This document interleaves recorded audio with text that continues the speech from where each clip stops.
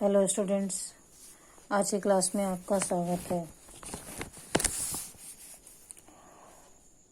मुख्य स्थलाकृतियाँ। बच्चों, आपने पिछले वीडियो में देखा कि किस प्रकार अंतर्वहित बल के कारण पृथ्वी में 3 प्रकार की गतियाँ उत्पन्न होती हैं: अपरदन, ज्वालामुखी, भूकंप और भूस्खलन। इसी प्रकार कुछ बहिर्गमन बल के कारण भी स्थलाकृतियों का निर्माण होता है, जिसका मुख्य भूमिका जल, पवन और हिम आदि के घटकों के द्वारा क्षय और अपरदन की क्रियाएं होती हैं, जिसके कारण पृथ्वी पर अनेक प्रकार की स्थलाकृतियों का निर्माण होता है। जैसे अपरदन एवं निक्षेपण के फलस्वरूप एक स्थान पर निक्षेपित करते हुए नदियां अपने द्वारा लाए हुए अवसादों को एक जगह पर एकत्रित करते हैं, और इन अपरदन और निक्षेपण के कारण पृथ्वी पर अनेक धरातलीय परिवर्तन देखने को मिलते हैं, जिससे कि विभिन्न स्थलाकृतियों का निर्माण होता है। जिसमें हम देखते हैं नदी के द्वारा जलप्रपात बनाया जाना, चाप झील का निर्माण होना। ये किस प्रकार निर्मित होती है, इसे हम देखते हैं। नदी के कार्य। नदी का प्रमुख कार्य है पृथ्वी पर विभिन्न स्थलाकृतियों का निर्माण करना, लगातार बहना और सिंचाई के लिए खेतों को पानी पहुंचाना। इसके साथ साथ भूमि निर्माण का कार्य भी नदियों का होता है। जब नदी किसी खड़े ढाल वाले क्षेत्र से ऊपर से नीचे की ओर गिरती है तो चट्टान पर खड़े ढाल वाली घाटी में गिरती है तो यह जलप्रपात बनाती है। देख रहे हैं आप लोग किस प्रकार नदी जो है ऊपर से होते हुए नीचे जमीन के ऊपर से नीचे की ओर बहती है, जिससे कि यह इस प्रकार चट्टानों को काटती है, और इस प्रकार नदी द्वारा जलप्रपात का निर्माण किया जाता है। इसका एक कठोर शैल है, इसमें देखेंगे हम एक कठोर शैल है, फिर जल है इसके ऊपर गिरता है, और इस जल की शक्ति के साथ जो है नरम चट्टानें कटती हैं, लेकिन जो कठोर चट्टान होती है वह नहीं जल्दी से नहीं टूटती है। जितना जल्दी मृदु चट्टानें, नरम चट्टान जो रहती है वो टूटती है। इस कारण यहाँ पर झरने का या जलप्रपात का निर्माण होता है। इस प्रकार नदी जो है अपने मार्ग में इस प्रकार से चाप झील का निर्माण करती है। यह है चाप झील, इसका निर्माण करती है। इसका निर्माण कैसे होता है देखते हैं। जब नदी मैदानी क्षेत्रों में प्रवेश करती है तो वह एक मोड़दार मार्ग बहने लगती है। नदी के इन्हीं बड़े मोड़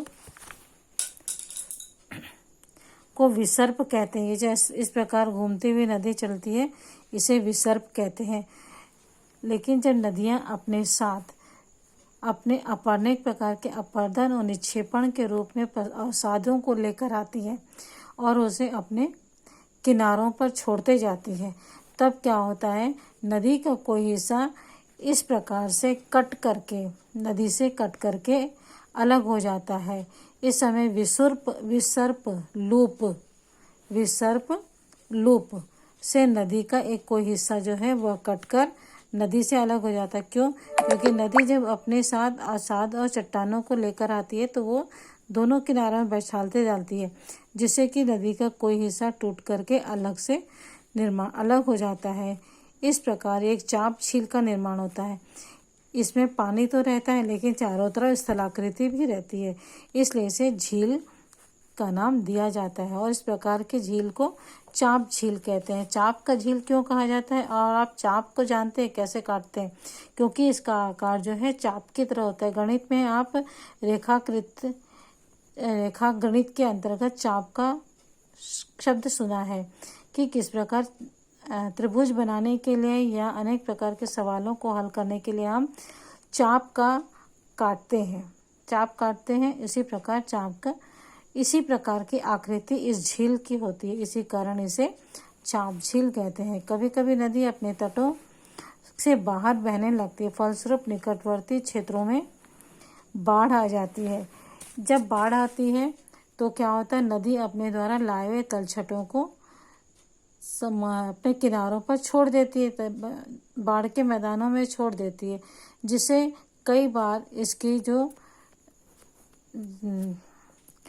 धारा के कुछ भाग कट जाता है, जिसकी वजह से और चांप झील का निर्माण होता है। और इसी प्रकार के अवसादों के कारण झील नदियों के किनारे समतल उपजाऊ बाढ़ग्रस्त मैदान का निर्माण होता है। नदी के उत्थित तटों को तटबंध कहते हैं। नदी के दोनों किनारों को क्या कहा जाता है? तटबंध।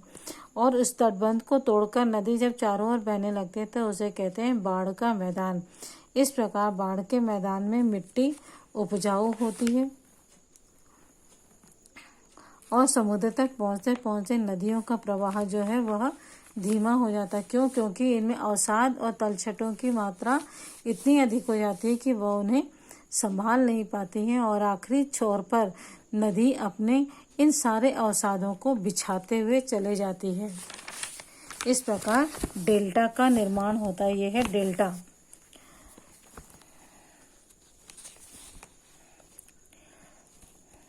जिनको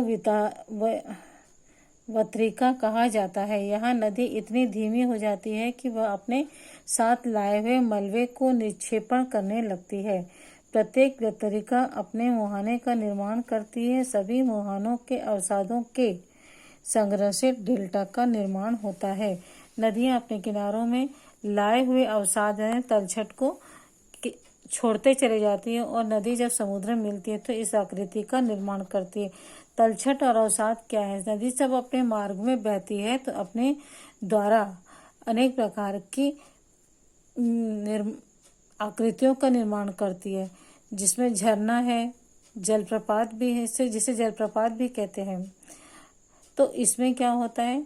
उनके द्वारा चट्टानें जो तोड़ी जाती हैं, उनके बहाव के कारण चट्टानें और मिट्टी जो टूटती है वह उसे अपने साथ बहा करके लाती है। इसे ही तलछट या अवसाद कहते हैं। इसके पश्चात हम देखते हैं समुद्री तरंगों के कार्य। समुद्र के अंदर और बाहर अक्सर तरंगें उठती रहती हैं, जिससे कि अलग प्रकार की स्थलाकृतियों का निर्माण होता है। समुद्री तरंगें लगातार शैलों से टकराती रहती हैं, जिससे दरार विकसित होती है। समय के साथ साथ ये बड़ी और चौड़ी होती जाती है, जिसका समुद्री गुफा कहते हैं। इन गुफाओं के बड़े होते जाने पर इनमें केवल छत की बस्ती है, जिसे तटीय मेहराब कहते हैं। लगातार अपरदन छत को भी तोड़ देता है। ये देख रहे हैं आप समुद्र की तरंगों से चट्टान किस प्रकार टूटती है। यह है तटीय मेहराब और यहाँ है समुद्री गुफाएं। लगातार समुद्र की जो लहरें हैं इन चट्टानों से टकराती हैं और इन चट्टानों को तोड़ते जाती हैं, जिससे कि समुद्री गुफाओं का निर्माण होता है। और ये लगातार इस प्रकार के अपरदन के कारण कई बार चट्टानें जो हैं पूरी तरह टूट जाती हैं, केवल छत के रूप में ऊपरी चट्टान रह जाती है। और कभी कभी यह चट्टानें भी इनसे दीवारों से टकरा करके ये चट्टानें भी पूरी तरह समाप्त हो जाती है। इन तटीय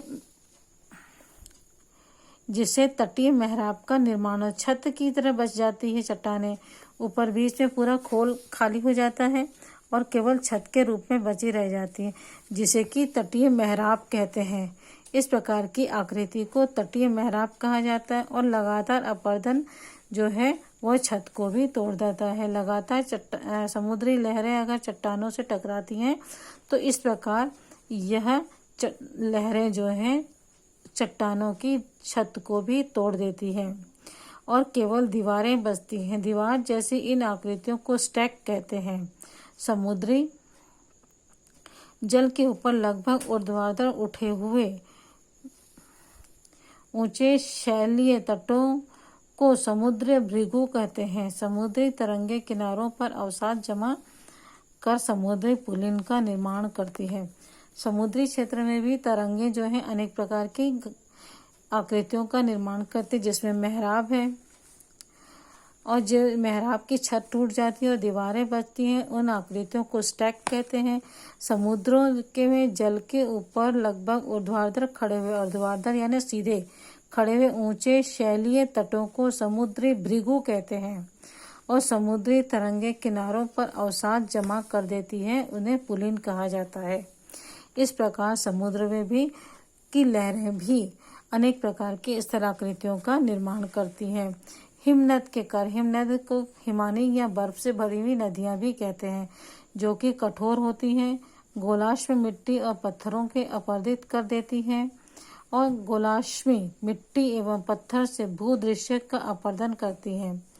हिमनद गहरे गर्तों का निर्माण करते हैं, गड्ढों का निर्माण करते हैं। पर्वतीय क्षेत्रों में बर्फ के हिमानी या बर्फ की नदी किसे कहते हैं? पहाड़ों पर जब बर्फ जमा होती है वो धीरे धीरे दबाव के कारण कठोर हो जाती है और इस प्रकार एक बड़ी चट्टान का रूप ले लेती है, उसे हिमनद कहते हैं। बाद में यही हिमनद जो है गर्मी पाकर पिघलता है और नदियों के जाकर के मिल जाता है और कई बार सुंदर झीलों का भी निर्माण करता है। हिमनद के द्वारा लाए गए पदार्थ हैं छोटे छोटे शैल, रेत एवं तलछट मिट्टी निक्षेपित होते हैं। ये निक्षेपण हिमनद या हिमोट का निर्माण करते हैं। इस प्रकार हिम की नदी अर्थात बर्फ की नदी भी हमारे लिए विशेष आकृतियों का निर्माण करती है। ये देखिए, ये बर्फ की नदी है, आप देख रहे हैं ये बर्फ पूरी जमी हुई है, इसमें बीच बीच में छोटे छोटे चट्टानों के कारण विशेष प्रकार की भू आकृतियों का निर्माण हुआ है, इसे हिमनद कहा जाता है। इसके बाद है पवन के कार्य। पवन यानी हवा। हवा जब तेज गति से बहती है तो चट्टानों को और रेगिस्तानों को अपरदित करती है और निक्षेपण करके कुछ प्रमुख आकार बनाती है। रेगिस्तान में आप इसे छत्रक के आकार की शैल को देख सकते हैं, जिन्हें सामान्यतः छत्रक शैल कहा जाता है। छत्रक शैल जो बच्चों छतरे की जैसे दिखती है, छतरी आप पकड़ते हैं बरसात के दिनों में, बिल्कुल उसी के जैसे दिखती है। तो ऐसा क्यों होता है? जब शैल कठोर होती है, जब लगातार पवन जो है चट्टानों से टकराती है तो क्या होता है, नीचे के क्षेत्रों में वह तोड़ देती है और ऊपर का गोल हिस्सा रह जाता है, जिसे कि छत्रक या छतरी के आकार का दृश्य दिखाई देता है, इसलिए इसे छत्रक शैल कहते हैं। इसके अलावा यह चट्टानें जो यह हवा जो है रेगिस्तानी क्षेत्रों में बालू टिब्बे का भी निर्माण करती है। रेत क्या है, हवा से उड़ करके हवा के साथ उड़कर एक स्थान से दूसरे स्थान में जाकर रुकती है, एक स्थान से दूसरे स्थान पर पहुंच जाती है। जब पवन का बहाव रुकता है तो यह रेत गिरकर छोटी पहाड़ी का रूप धारण कर लेती है, इनको बालू टिब्बा कहते हैं। जब बालू के कण महीन एवं